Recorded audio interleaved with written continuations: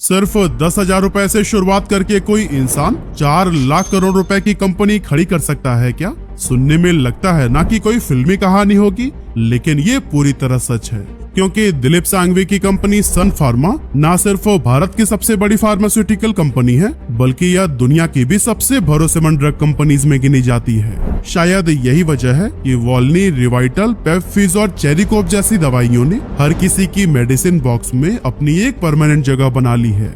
ये वही दिलीप हैं जिन्हें कभी इंडिया की सबसे बड़ी फार्मा कंपनी रैनबैक्सी ने नौकरी देने तक से मना कर दिया था। लेकिन फिर वक्त बदला और उन्होंने न सिर्फ रैनबैक्सी को ही खरीद लिया, बल्कि उसे डूबने से भी बचाया। तो आखिर कैसे एक छोटे से शहर के मेडिकल शॉप से शुरू हुआ ये सफर आज 4 लाख करोड़ रुपए तक पहुंच चुका है? चलिए आज की इस वीडियो में हम सब कुछ डिटेल में जानते हैं। दोस्तों, कभी कभी बड़े सपनों की भी शुरुआत छोटे गली मोहल्लों से होती है और हमारी आज की कहानी भी कुछ ऐसी ही है। 1955 में गुजरात के एक छोटे से शहर अमरेली में शांतिलाल सांघवी के घर एक बेटे ने जन्म लिया। नाम रखा गया दिलीप सांघवी। उस समय दिलीप के पिताजी कोलकाता में एक छोटी सी जेनरिक मेडिसिन की दुकान चलाते थे, जिसका नाम था शांतिलाल एंड कंपनी। अब बड़े होकर दिलीप ने कलकत्ता यूनिवर्सिटी से कॉमर्स में ग्रेजुएशन करनी तो शुरू कर दी थी, लेकिन किताबों से ज्यादा उन्हें बिजनेस में इंटरेस्ट था। इसीलिए कॉलेज के दिनों से ही वो अपने पिता के कामों में हाथ बटाने लगे। यही वो टाइम था जब पहली बार उनका सच्चाई से सामना हुआ कि हम तो सिर्फ बिचौलिए हैं, असली कमाई तो वो कंपनीज कर रही हैं जो दवाइयां बना रही हैं। इसीलिए उन्होंने सोचा कि क्यों ना अपनी खुद की कंपनी शुरू की जाए। पर सवाल था कि आखिर कैसे, क्योंकि ना तो वो फार्मेसी पढ़े थे और ना ही उनका कोई बायोटेक या केमिस्ट्री से जुड़ा हुआ बैकग्राउंड था। इसीलिए फार्मा इंडस्ट्री में कदम रखना बहुत रिस्की हो सकता था। ऐसे में दिलीप ने सोचा कि पहले इस फील्ड में काम करके थोड़ा एक्सपीरियंस ले लेते हैं, फिर उसके बाद से अपनी कंपनी की शुरुआत करेंगे। इस काम के लिए उन्होंने उस टाइम की बहुत ही पॉपुलर फार्मा कंपनी रैनबैक्सी में जॉब के लिए अप्लाई कर दिया। उन्हें पूरी उम्मीद थी कि वहाँ कोई एंट्री लेवल जॉब तो मिल ही जाएगी, क्योंकि रिज्यूमे में उन्होंने अपनी कॉमर्स डिग्री का जिक्र किया था, साथ ही अपने होलसेल बिजनेस के एक्सपीरियंस का भी हवाला दिया। लेकिन रैनबैक्सी ने फार्मा डिग्री और टेक्निकल बैकग्राउंड न होने की वजह से उन्हें रिजेक्ट कर दिया। ये रिजेक्शन उनके लिए बहुत बड़ा झटका था, क्योंकि उन्हें पहली बार एहसास हुआ कि इस इंडस्ट्री में बिना टेक्निकल बैकग्राउंड के घुसना कितना मुश्किल है। पर उन्होंने मन ही मन ठान लिया था कि चाहे कुछ भी हो जाए, वो अपनी फार्मा कंपनी शुरू करके ही रहेंगे। अपने इसी आइडिया के साथ वो अपने पिता के पास पहुंचे, उन्हें अपने सपने के बारे में बताया और इसके लिए कुछ पैसे उधार में मांगे। अब एक 26 साल का लड़का जिसे दवाएं बनाने का कोई प्रैक्टिकल एक्सपीरियंस नहीं, वो ये सब करेगा कैसे? इस सवाल का उनके पिता के पास भी कोई जवाब नहीं था। फिर भी उन्होंने अपने बेटे पर भरोसा करके उसे 10,000 रुपए उधार दे दिए। इसके बाद से दिलीप जी ने गुजरात के वापी के अंदर 1983 में सन फार्मा नाम से अपनी फार्मा कंपनी की नींव रखी। अब दोस्तों, दिलीप ने वापी जगह को इसलिए चुना था क्योंकि उस दौर में ये एक उभरता हुआ इंडस्ट्रियल हब था और सरकार भी फार्मा कंपनीज को वहां सेटल होने में सपोर्ट कर रही थी, यानी कि गवर्नमेंट का भी थोड़ा बहुत फायदा मिल सकता था। लेकिन असली जंग तो अब शुरू होने वाली थी। इस सफर में दिलीप पूरी तरह से अकेले थे। उनके पास ना टीम थी, ना ही कोई एक्सपीरियंस, ना ही उन्हें फॉर्मुलेशन आता था और ना ही उन्हें मैन्युफैक्चरिंग की कोई नॉलेज थी। वो खुद ही सेल्समैन थे, खुद मैनेजर और खुद ही प्रमोटर। मतलब कि शुरुआत में उन्हें हर काम खुद ही करना पड़ता था। अब दोस्तों, स्टार्टिंग में उन्होंने सिर्फ 5 दवाइयां बनाई जो कि मेंटल हेल्थ से जुड़ी हुई थी, जैसे कि डिप्रेशन और मिर्गी की दवाइयां। लेकिन अब आप सोच रहे होंगे कि आखिर स्पेशली यही दवाइयां क्यों बनाई? असल में उस टाइम ये सेगमेंट काफी पीछे हुआ करता था और बड़ी कंपनीज का भी इस पर कोई खास ध्यान नहीं था। मतलब कंपटीशन कम था, लेकिन डिमांड बहुत ज्यादा। अब दिलीप खुद डॉक्टर्स के क्लिनिक पर जाते थे और उन्हें कन्विंस करने की भी कोशिश करते थे कि ये दवा काफी इफेक्टिव है, एक बार प्रिस्क्राइब करके तो देखिए। लेकिन लाख कोशिशों के बावजूद उन्हें रिजेक्शन ही मिले। एक नई कंपनी होने की वजह से सभी यही कहते थे कि सन फार्मा कौन भाई, हम तो रैनबैक्सी या फिर सिप्ला की दवा प्रिस्क्राइब करते हैं। कई बार तो डॉक्टर्स उन्हें देखते ही क्लिनिक से बाहर निकाल दिया करते थे। लेकिन दिलीप ने हार नहीं मानी, क्योंकि उन्हें पता था कि रिजेक्शंस भी बिजनेस का ही एक हिस्सा है। इस काम को करते हुए उन्हें धीरे धीरे समझ आ गया था कि फार्मा इंडस्ट्री में लोग सिर्फ प्रोडक्ट नहीं बल्कि ट्रस्ट खरीदते हैं और ट्रस्ट बनने में टाइम लगता है। डॉक्टर्स को मनाना इसलिए भी टफ था क्योंकि उनकी टेबल पर पहले से बड़े बड़े ब्रांड के मेडिकल रिप्रेजेंटेटिव्स बैठे रहते थे। ऐसे में दिलीप जैसे नए लड़के पर आखिर कोई क्यों ही भरोसा करता। हर बार उनसे एक ही तरह के सवाल पूछे जाते कि आखिर ये दवा बनी कहाँ है, कंपनी कितनी पुरानी है और प्रॉपर ट्रायल हुआ भी है कि नहीं। और फिर लास्ट में सभी डॉक्टर से यही जवाब सुनने को मिलता था कि जाओ भाई, हम अपने पेशेंट पर एक्सपेरिमेंट नहीं कर सकते। इतनी जगह से न सुनने के बाद अब दिलीप जी का भी हौसला टूटने लगा था, क्योंकि बात सिर्फ डॉक्टर्स की ही नहीं थी बल्कि रिटेलर्स ने भी उनकी दवाइयां लेने से इनकार कर दी थी। रिटेलर्स का भी सीधा यही कहना था कि जब डॉक्टर इस दवा को लिखेगा ही नहीं तो फिर खरीदेगा कौन। और फिर यहीं पर दिलीप जी ने एक स्मार्ट सोल्यूशन निकाला। उन्होंने रिटेलर से कहा कि पहले आप ये दवा रख लीजिए, अगर बिक गई तो आप पैसे दे दीजिएगा और अगर नहीं बिकी तो मैं वापस लेकर जाऊंगा। अब ये सुनकर रिटेलर्स को लगा कि रिस्क कम है तो फिर रखने में क्या ही जाता है। अब जैसा कि मैंने आपको पहले भी बताया कि मेंटल हेल्थ वाला सेगमेंट उस टाइम पर काफी पीछे था, तो फिर डॉक्टर्स के पास भी बहुत ज्यादा ऑप्शंस नहीं थे और इसके पेशेंट भी दिन व दिन बढ़ते ही जा रहे थे। ऐसे में उन्होंने सन फार्मा की दवाइयां ट्राई की और जब रिजल्ट्स अच्छे आए तो फिर उन्होंने प्रेस्क्राइब करना शुरू कर दिया। हालांकि इस दौरान दिलीप सांघवी को अच्छी तरह समझ आ गया था कि सिर्फ हाई क्वालिटी की दवाइयां बनाना ही काफी नहीं है, बल्कि उनकी दवाइयां तभी बिकेंगी जब डॉक्टर्स और केमिस्ट के साथ एक अच्छा रिश्ता बनाया जाए। इस तरह से धीरे धीरे सन फार्मा की दवाइयां ज्यादा से ज्यादा प्रेस्क्राइब होने लगी और फिर जैसे ही प्रेस्क्रिप्शंस बढ़े वैसे ही मेडिकल शॉप्स ने भी कैश में स्टॉक उठाना शुरू कर दिया। इससे धीरे धीरे ही सही लेकिन सन फार्मा की रेप्यूटेशन मजबूत होती गई और 1990 आते आते कंपनी एक प्रॉफिटेबल फार्मा ब्रांड बन चुकी थी। इसके बाद से 1991 में सन फार्मा ने अपना पहला रिसर्च सेंटर सेटअप किया ताकि वो नए प्रोडक्ट्स और प्रोसेस पर काम कर सके। इसके 5 साल बाद यानी 1996 में कंपनी ने इंडिया के बाहर भी अपने प्रोडक्ट बेचने शुरू कर दिए और फिर कुछ ही समय में ये सिर्फ इंडिया ही नहीं बल्कि 24 अलग अलग देशों में अपनी दवाइयां सेल करने लगी। और फिर 1997 में सन फार्मा ने फॉर्मुलेशन में स्ट्रॉन्ग लेकिन घाटे में चल रही एमजे फार्मा को और साउथ इंडिया की रेप्यूटेड कंपनी टीडीपीएल को एक्वायर कर लिया। लेकिन दोस्तों दिलीप जी यही नहीं रुके बल्कि उनका अगला सपना था अमेरिका जैसी हाईली रेगुलेटेड और कॉम्पिटिटिव मार्केट में एंटर करना। पर वहां पहुंचना इतना आसान काम नहीं था। दिलीप जी इस चीज को बहुत अच्छी तरह से समझते थे, इसीलिए वो सही मौके का इंतजार करने लगे। और फिर आखिरकार उन्हें खबर मिली कि अमेरिका की एक फार्मा कंपनी कैराको फार्मा बैंकरप्सी के कगार पर पहुंच गई है और उसकी हालत इतनी खराब है कि कोई भी इन्वेस्टर उसे हाथ लगाने को तैयार नहीं है। लेकिन दिलीप सांघवी को इसमें भी एक मौका दिखा। उन्होंने 1997 में कैराको में इन्वेस्ट करना शुरू किया और फिर धीरे धीरे मेजॉरिटी स्टेक हासिल कर लिए। दिलीप सांघवी को लगा था कि थोड़ा सपोर्ट और सही गाइडेंस से ये कंपनी दोबारा प्रॉफिटेबल बन जाएगी, लेकिन इसके अपोजिट प्रॉब्लम्स इतनी ज्यादा बढ़ गई कि चीजें बद से बदतर होने लगी।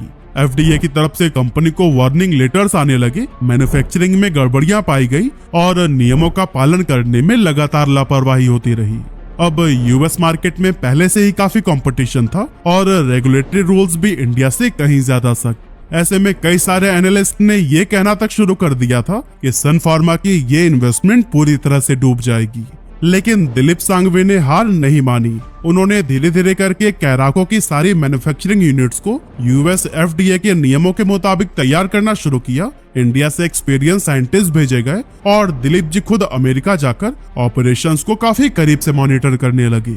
उनके लिए ये प्रोजेक्ट बहुत ही इम्पोर्टेंट था, क्योंकि अगर वो यूएस मार्केट में पास हो गए तो फिर दुनिया के किसी भी कोने में पास हो सकते हैं। इसीलिए दिलीप जी और उनकी टीम ने कंपनी को फिर से खड़ा करने में अपनी जी जान लगा दी और फिर आखिरकार लगातार कई सालों तक लॉसेस सहने के बाद कैराको की कंडीशन में सुधार आने लगा और कंपनी ने प्रॉफिट कमाना शुरू कर दिया। समय के साथ इसने एफडीए की नियमों के अकॉर्डिंग अपने प्रोसेस को बेहतर किया और फिर धीरे धीरे अमेरिका में एक भरोसेमंद जेनरिक दवाओं के सप्लायर के रूप में अपनी पहचान बना ली। 2005 तक सन फार्मा देश की 5वीं सबसे बड़ी फार्मा कंपनी बन चुकी थी, लेकिन उनकी असली कामयाबी 2007 में दिखी जब psychiatry, neurology, cardiology, diabetology, ophthalmology और आर्थोपेडिक्स जैसे 6 क्रिटिकल थेरेप्यूटिक एरियाज में नंबर 1 पर वो पहुंच गए। इसी दौरान यानी फाइनेंशियल ईयर 2007-8 में कंपनी की नेट सेल में 57% तक की ग्रोथ देखी गई। लेकिन जो चीज सबसे ज्यादा चौंका देने वाली थी वो थी उनकी इंटरनेशनल जर्नी, क्योंकि अब उनकी 55% से भी ज्यादा सेल ग्लोबल मार्केट से आने लगी थी। अमेरिका से लेकर रशिया और अफ्रीका तक सन फार्मा का नाम एक भरोसेमंद जेनरिक ड्रग सप्लायर के तौर पर उभरने लगा था। हालांकि इस सक्सेस के साथ नई चुनौती भी सामने आई कि इंडियन फार्मा मार्केट अब धीरे धीरे सैचुरेटेड होती जा रही थी। हर शहर में कई सारी छोटी छोटी फार्मा कंपनीज जन्म ले चुकी थी, जिससे कंपटीशन काफी तेज हो गया और मार्जिन्स भी लगातार गिरने लगी। ऐसे में एक बड़ा सवाल ये था कि सन फार्मा इस भीड़ से आगे कैसे निकले। इसके लिए दिलीप सांघवी ने एक कमाल की स्ट्रैटेजी बनाई कि वो खुद से नई शुरुआत करने की बजाय उन कंपनीज को एक्वायर करने लगे जो कि पहले से ही किसी न किसी एरिया में मजबूत है। क्योंकि कैराको जैसी डूबी हुई कंपनी को जो उठाने में मेहनत लगी थी, उससे वो सीख चुके थे कि एनर्जी कहाँ लगानी है और कहाँ नहीं। इसके बाद से सन फार्मा ने एक एक करके फार्मा दुनिया में अपनी पकड़ और भी मजबूत करनी शुरू कर दी। जैसे कि 2012 में उन्होंने दूसरा फार्मास्यूटिकल्स और यूआरएल फार्मास्यूटिकल्स का जेनरिक बिजनेस एक्वायर कर लिया था। लेकिन दिलीप सांघवी यही रुकने वालों में से नहीं थे, बल्कि उनकी नजर थी एक और बड़ी कंपनी पर जिसका नाम था रैनबैक्सी। जी हाँ, वही रैनबैक्सी जिसमें कभी दिलीप सांघवी ने नौकरी के लिए अप्लाई किया था, लेकिन उन्हें रिजेक्शन का सामना करना पड़ा था। असल में 90s और अर्ली 20s में रैनबैक्सी लेबोरेटरीज भारत की सबसे बड़ी और दुनिया की टॉप जेनरिक दवाइयां बनाने वाली कंपनीज में से एक थी, जिसकी दवाइयां 150 से भी ज्यादा देशों में एक्सपोर्ट होती थी। हजारों एम्प्लॉय इसमें काम करते थे, बड़ी बड़ी रिसर्च लैब थी और ये एक ऐसा ब्रांड था जिस पर पूरे भारत को गर्व था। लेकिन साल 2004 से लेकर 2013 के बीच में चीजें काफी बिगड़ने लगी, क्योंकि रैनबैक्सी के एक एम्प्लॉय दिनेश ठाकुर ने सबूतों के साथ बताया कि कंपनी कैसे डेटा को मैनिपुलेट कर रही है, इनकम्प्लीट रिपोर्ट्स बताती है और घटिया क्वालिटी के ड्रग्स एक्सपोर्ट करती है। इस खबर के आते ही एफडीए ने तुरंत कार्यवाही की और रैनबैक्सी के कई सारी दवाइयों के अमेरिका इंपोर्ट पर बैन लग गया और फिर इसके बाद से लोगों का कंपनी पर से भरोसा भी उठ गया। इसी बीच मौके का फायदा उठाकर जून 2008 में जापान की कंपनी दाइची सांक्यो ने रैनबैक्सी के 63.4% से एक्वायर कर लिए। इस एक्विजिशन का मकसद था भारत में पैर जमाना, लेकिन ये दाइची के लिए बहुत बड़ी गलती साबित हुई, क्योंकि उसे पता ही नहीं था कि रैनबैक्सी के ऊपर पहले से ही कई सारे लीगल ट्रबल्स और लॉ सूट इश्यूज पेंडिंग में हैं। यहाँ तक कि यूएस डिपार्टमेंट ऑफ जस्टिस ने खराब क्वालिटी की मिलावटी दवा अमेरिका भेजने की वजह से कंपनी पर $500 मिलियन का जुर्माना लगाया, जो कि फार्मास्यूटिकल इंडस्ट्री में अब तक का सबसे बड़ा जुर्माना था। और फिर यह सब फेस करने के बाद से दाइची अब रैनबैक्सी से पीछा छुड़ाना चाहता था। लेकिन अनफॉर्चुनेटली कंपनी के बैकग्राउंड को देखकर कोई भी ऐसा इन्वेस्टर ही नहीं था जो कि रैनबैक्सी में इन्वेस्ट करे। लेकिन फिर उसी समय दिलीप सांघवी सामने आए और साल 2014 में इन्होंने रैनबैक्सी को 22,000 करोड़ रुपए यानी लगभग $4 बिलियन में एक्वायर कर लिया। ये भारत में उस समय का सबसे बड़ा फार्मा एक्विजिशन था और इसके साथ ही सन फार्मा इंडिया की लार्जेस्ट और दुनिया की 5th लार्जेस्ट फार्मा कंपनी बन गई। अब दोस्तों, सन फार्मा ने रैनबैक्सी को खरीद तो लिया था, लेकिन उसे दोबारा खड़ा करना भी एक बहुत बड़ा चैलेंज था। इस टाइम पर रैनबैक्सी के 4 बड़े प्लांट्स को अमेरिका में दवाइयां बेचने की इजाजत ही नहीं थी, क्योंकि वह वहां के नियमों को फॉलो नहीं कर रहे थे। इसीलिए दिलीप सांघवी हर हफ्ते उन प्लांट्स पर जाकर बारीकी से रिपोर्ट देखते और प्रॉब्लम को समझने की कोशिश करते थे। लेकिन इससे पहले कि चीजें सुधरती, कंपनी के एम्प्लॉयज की तरफ से आने वाली शिकायतें भी बढ़ने लगी। असल में सन फार्मा और रैनबैक्सी के एम्प्लॉयज अलग अलग सोच और कल्चर से थे, इसीलिए दोनों में टकराव होने लगे।